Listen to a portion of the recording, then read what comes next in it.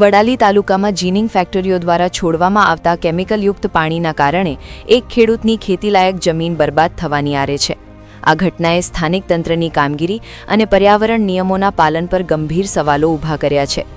વાડોદ ગામના ભીખાભાઈ પ્રભુભાઈ પટેલની ગામડી પાટિયા નજીક આવેલી પૂર્વજોની જમીન તેમના પરિવારના ગુજરાનનો મુખ્ય આધાર છે। છેલ્લા કેટલાક સમયથી આસપાસની જીનિંગ ફેક્ટરીઓમાંથી થતા પ્રદૂષણને કારણે તેમની જમીનની સ્થિતિ ગંભીર બની રહી છે। માહિતી મુજબ આ ફેક્ટરીઓમાં કપાસના બિયારણને પ્રોસેસ કરવા માટે ઘાતક એસિડ અને ઝેરી કેમિકલ્સનો મોટા પાયે ઉપયોગ થાય છે।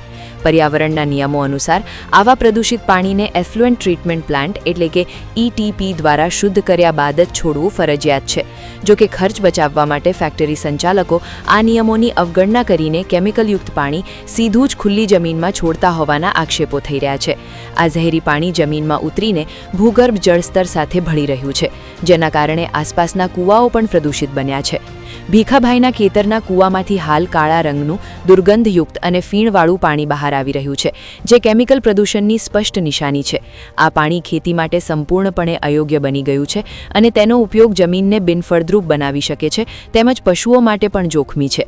પીડિત ખેડૂત ભીખાભાઈએ લગભગ 15 દિવસ પહેલા વડાલી મામલતદાર કચેરી અને ગુજરાત પ્રદૂષણ નિયંત્રણ બોર્ડ એટલે કે GPCBને લેખિતમાં રજૂઆત કરી હતી। તેમણે સ્થળ પર તપાસ કરી પાણીના નમૂનાઓ લેવાની માંગ કરી હતી, પરંતુ હજુ સુધી કોઈ અધિકારી સ્થળ પર પહોંચ્યો નથી। ભીખાભાઈએ આક્રોશ વ્યક્ત કરતા જણાવ્યું કે મારી જમીન બરબાદ થઈ રહી છે, છતાં તંત્ર મૌન છે। સ્થાનિકોમાં પણ આ મુદ્દે ભારે રોષ પ્રવર્તી રહ્યો છે। લોકોમાં એવી ચર્ચા છે કે ફેક્ટરી માલિકોના પ્રભાવને કારણે તંત્ર કાર્યવાહીથી દૂર ભાગી રહ્યું છે। આ અંગે GPCB બોર્ડના અધિકારીનો સંપર્ક કરવાનો પ્રયાસ નિષ્ફળ ગયો હતો, જેણે મામલતદાર હર્ષવર્ધન પરમારે જણાવ્યું કે કાર્યવાહી કરવાની સત્તા બોર્ડ પાસે છે। હાલમાં મોટો સવાલ એ છે કે તંત્ર ક્યારે સક્રિય થશે અને પ્રદૂષણ ફેલાવતા ઉદ્યોગો સામે કડક કાર્યવાહી કરશે કે કેમ।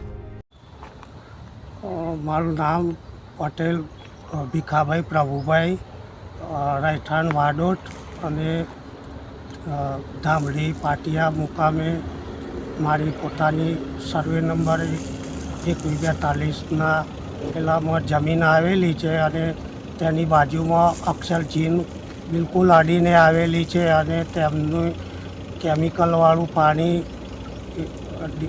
બિયારણનું ડિલેન્ચિંગ કરવાવાળું પાણી રેડવામાં આવેલ હોવાથી મારા કૂવામાં બિલકુલ એકદમ બ્લેક કલરનું પાણી નીકળે છે અને બહુ દુર્ગંધ મારે છે।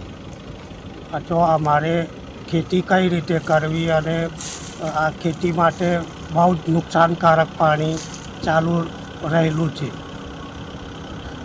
એટલે આના માટે અમે રજૂઆત વડાલી મામલતદારમાં એક અરજી આપી, આરોગ્ય ખાતામાં આપી, પછી નગરપાલિકામાં આપી, પછી હિંમતનગર પોલ્યુશન કંટ્રોલ બોર્ડમાં આપી અને એક અરજી ગુજરાત રાજ્ય ગાંધીનગર પોલ્યુશન બોર્ડમાં આવી, કંટ્રોલ બોર્ડમાં।